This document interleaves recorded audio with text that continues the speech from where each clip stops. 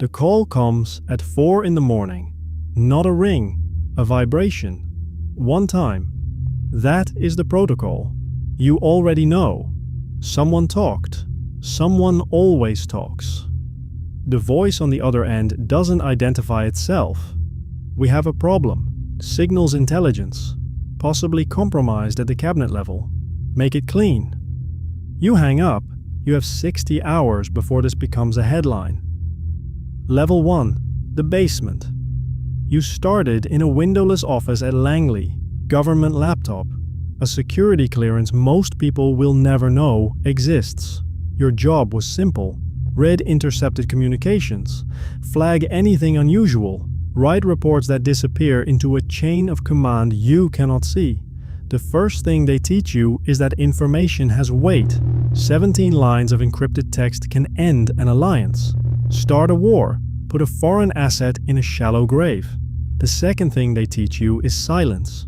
You don't discuss your work, not with friends, not with the woman you've been dating for 4 months who keeps asking what you do for the government. You tell her data analysis, technically true. You file your reports, you go home, you eat dinner. You try not to think about the intercept you flagged this morning.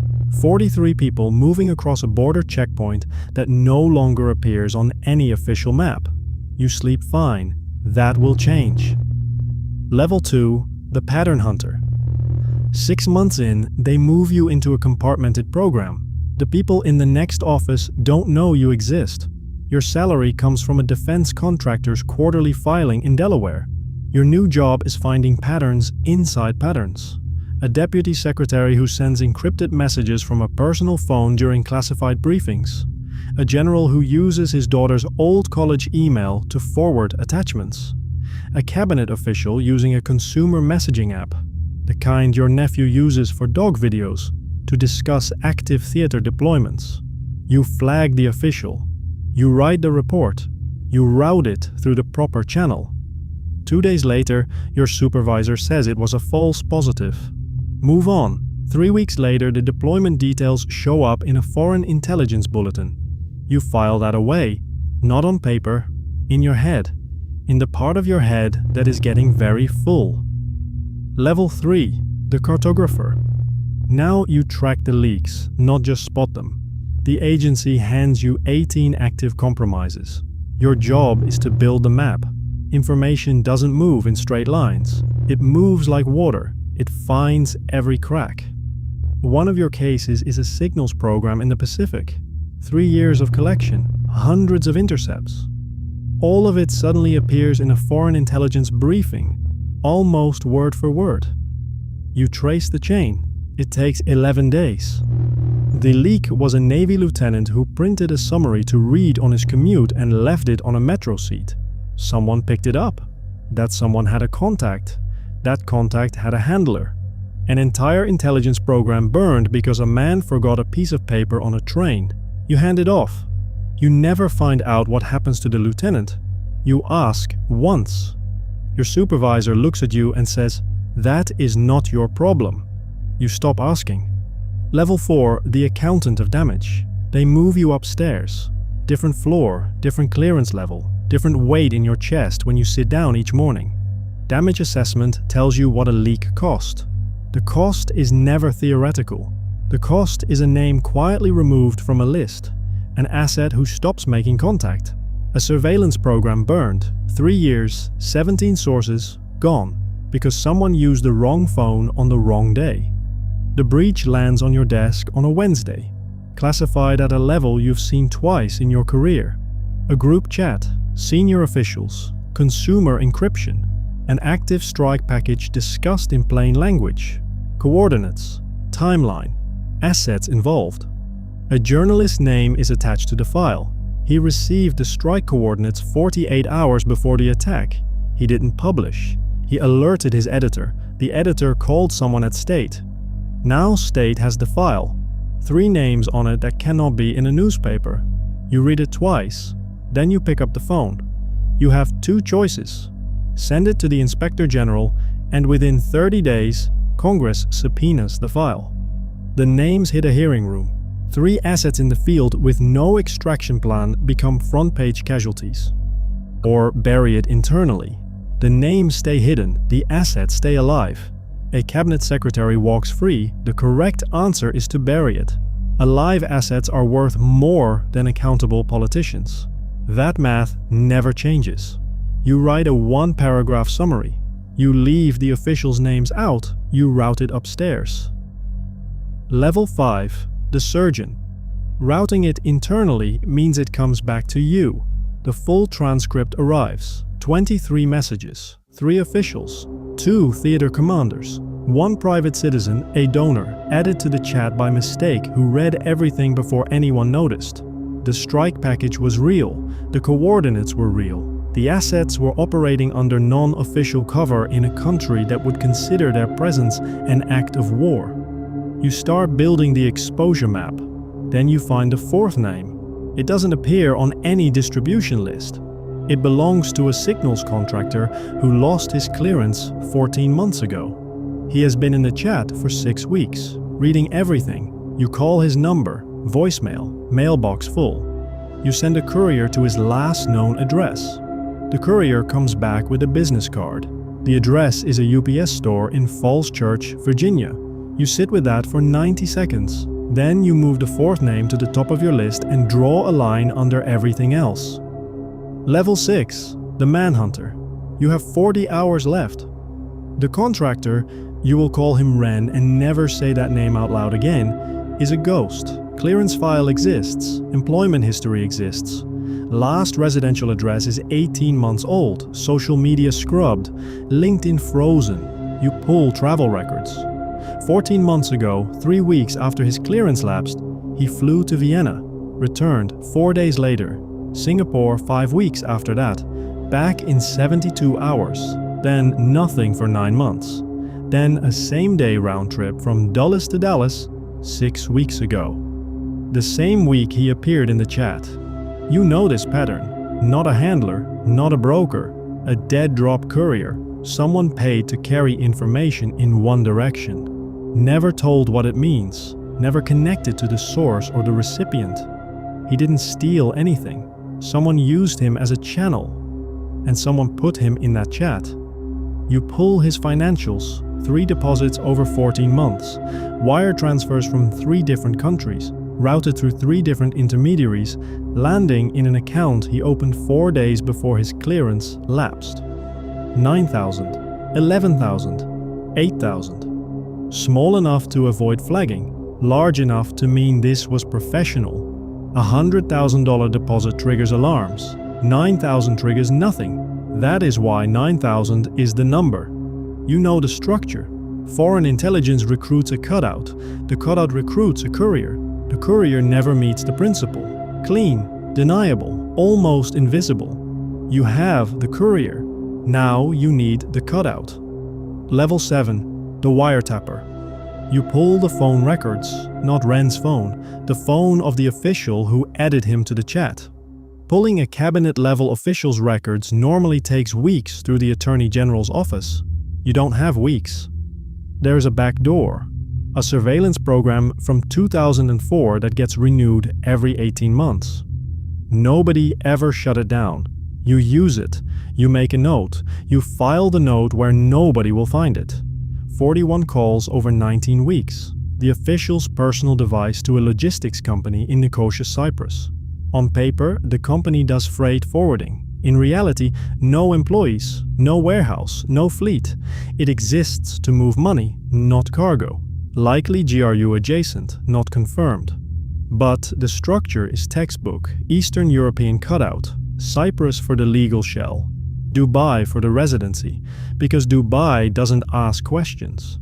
The call started 8 months ago, right after a property deal that didn't close, a debt that got quietly restructured, a personal exposure that someone with the right databases could weaponize in an afternoon. The official was being leveraged. Someone found a pressure point and pushed. You have the full chain. Foreign intelligence to cutout to courier to official to chat. You print nothing, you write nothing, you lock the terminal and sit in a quiet office for 4 minutes thinking about what this will cost every person in that chain, including you. Level 8. The Confrontation. You know 3 things before you make the call. First, the official was leveraged, not recruited. A leveraged asset cooperates the instant the pressure is removed. Cooperation is their only exit. Second, if you grab Ren first, the cutout in Cyprus knows within 48 hours. The line burns, the foreign structure goes dark. You lose the full map forever. Third, you have 26 hours left. You have 2 choices. Go to the official directly, control disclosure, they cooperate, the chain stays intact long enough to map its full scope, or go around them. Grab Ren, let the foreign operation collapse and hope the damage stays manageable. The correct answer is the official. Control the disclosure. Keep the chain alive. You meet the official in a parking garage in Rosslyn, Virginia. 11:15 on a Thursday night. The concrete smells like exhaust and damp air. Your footsteps echo. They are standing next to a silver sedan. They don't look surprised. "I have been waiting," they say, "for someone to come." You believe them. That is the most useful thing you learn tonight. You don't say anything for a long time. You let the silence do the work. In this business, the person who speaks first loses leverage. The official speaks first. "How much do you know?" "Enough," you say. "We should go somewhere quieter." Level 9, the eraser. The next 72 hours disappear. You sit across from the official in a room with no windows and no recording equipment. It doesn't appear on any calendar. It doesn't generate an email thread. The door is closed, the lights are fluorescent. The only sound is the ventilation system and the official's voice. The story comes out in pieces. A gambling debt from 8 years ago, $43,000 at a private club in Maryland. A contact who approached at a fundraiser, knew the amount, the dates, the club, offered to make it disappear. A favor was asked, a single piece of information, then another, then a name added to a chat. That is the oldest story in this business. You draft 3 documents. The first is a personal declaration, classified at the highest level, sealed under an executive compartment. 4 people will read it in the next 25 years. The second is a recommendation for administrative separation, framed as retirement for personal reasons. No investigation, no charges, no hearing, nothing a Freedom of Information request can reach. The third requires the most care. You meet the journalist in a hotel conference room. His lawyer sits to his right. You sit alone. You do not threaten him. Threats create paper. Paper creates problems. You explain what happens to 3 people in 2 countries if his story runs. You slide a folder across the table. No names. No classified markings. Just enough context that a journalist with his experience understands exactly what publishing would do. He opens it, reads for about 2 minutes. His lawyer reads over his shoulder. Neither of them speaks. He closes it. He asks one question. You answer it honestly. He does not publish. You leave the hotel. Walk 2 blocks, sit in your car. Feed the folder into the shredder you keep in the trunk for exactly this kind of occasion. 3 weeks later, the journalist wins a national award for a story about municipal water infrastructure. It is genuinely good. Level 10. The Ghost. 6 months later, no one outside a room of 11 people knows any of this happened. The official retired at a small ceremony. There was a cake. You watched from the back and left before the speeches. Ren is in a federal protection arrangement that does not officially exist. The Cyprus cutout lost 3 major contracts in 6 weeks. His Dubai residence is under a financial review that will take years. He is no longer in the communications business. The foreign operation rebuilt the channel somewhere else. You know this because you are already watching. These structures don't disappear. They relocate, they rename, they wait for attention to move on. The chat transcript is classified at a level requiring presidential authorization to access. It will stay that way for 25 years. The journalist's lawyer sent you a bottle of scotch. You didn't drink it. You don't drink anything you didn't pour yourself. That is a habit from your 2nd year in this job. One thing still sits with you. In the parking garage, before you asked your first question, the official said something unprompted. This isn't the only one. You didn't follow up that night. You needed the primary account clean, but you filed it, the way you file everything, in the part of your head that is very, very full. Now you are sitting at a desk with a new file, a different chat, a different channel, a different official, same structure, same pressure points, same foreign fingerprints. Your phone vibrates. One time, you already know. His name was Pete Hegseth, Secretary of Defense. In March of 2025, he added a journalist to a Signal group chat containing active airstrike coordinates targeting Houthi positions in Yemen. The journalist was Jeffrey Goldberg of The Atlantic. The strikes launched 2 hours after he received the details. The parking garage meeting you just lived through, that never happened. But the chat was real, the names were real, the coordinates were real, and the assets in the field were real. No one was charged. The Inspector General opened an investigation. The assets were extracted. The alliances were quietly downgraded. The damage assessment is still ongoing. Now you know what it costs to be the person they call when the people in charge break everything. And you know exactly where, at every level, the chain holds and where it doesn't. Subscribe for more.